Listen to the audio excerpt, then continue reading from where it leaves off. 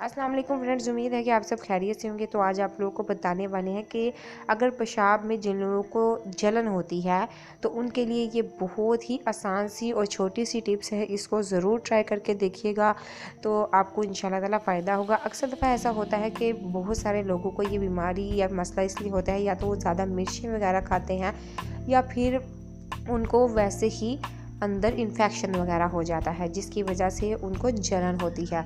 तो इससे पहले आप इसका इलाज जानने से पहले अगर आप लोग चैनल पर नहीं हुआ तो चैनल को लाजमी सब्सक्राइब कर लीजिएगा और इस रेमेडी को ज़रूर ट्राई करके देखिएगा, इंशाल्लाह ताला आपको फ़ायदा होगा।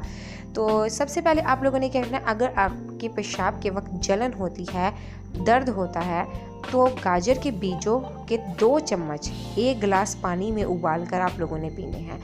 सिर्फ ये छोटा सा टिप्स करना है, चंद दिन आप लोग इस्तेमाल करके देखिएगा, इंशाल्लाह ताला आपको फ़ायदा होगा। और ये रेमेडी दूसरों तक लाजमी शेयर कीजिए ताकि किसी का फ़ायदा हो सके। Thank you for watching my video.